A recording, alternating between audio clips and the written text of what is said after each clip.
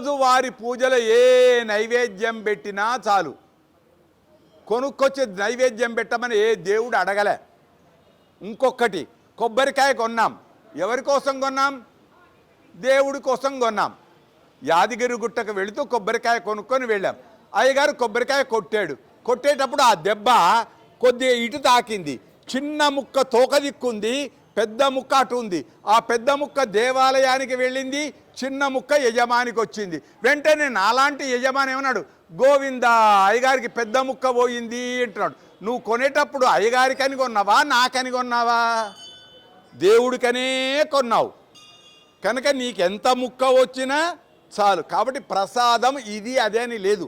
కాకుంటే శాస్త్రాలు దధ్యన్నాసక్త హృదయ, ఒక్కొక్క దైవం ఒక్కొక్కటి.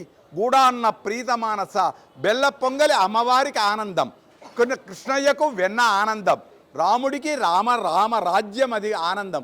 కనుక ఏ ప్రసాదం ఇచ్చినా మంచిదే, రుచికరమైతే చాలంతే. రుచికరమైన ప్రసాదం ఏదిన్నా. దీనికి ఉదాహరణ ప్రసాదానికి భక్త కన్నప్ప ఏం చేశాడు? అడవిలో ఉండే పందిని కోల్చాడు, కాల్చన్ ప్రేల్చన్ కడన్ సన్నయ్యుండేడు, అందంగా పేల్చి తీసుకొచ్చి ఇచ్చాడు. పరమేశ్వరుడు ఆరగించాడు అంతే. భక్త కన్నప్ప చరిత్రమే ఉదాహరణ. కనుక నైవేద్యాల గురించి అనుమానాలు వద్దు, ఏది ఉన్నా చాలు. అందుకే పత్రం పుష్పం ఫలం తోయం యోమే అంటారు శాస్త్రం. కనుక ఏది ఇచ్చినా ఆనందమే. అదిగో సత్యనారాయణ. ఇక్కడ ఒకటి నైవేద్యాలు ఏమన్నారు?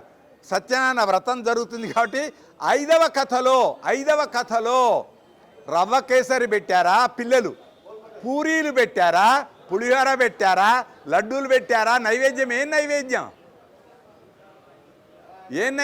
ఆ పిల్లలు పెట్టింది ఐదవ కథలో. వాళ్ళు తెచ్చుకున్న సద్ది మూటనే అక్కడ చెప్పలే. ఆ ఏంటి నైవేద్యం అంతవరకే. అందుకే రాజు తినలే. రాజు తినకుండా ఉండటానికి కారణం పిల్లలు తెచ్చుకున్నది ఇట్లా అంటారు వాళ్ళు, ఇలా అంటారు. ఆ చేయితో నేను తింటానా అని రాజు అహంకారం. కనుక నైవేద్యానికి ఏ నియమం లేదు.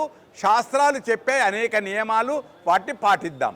తక్షశిల మీడియా ఛానల్ని సబ్స్క్రైబ్ చేయండి, లైక్ చేయండి, షేర్ చేయండి.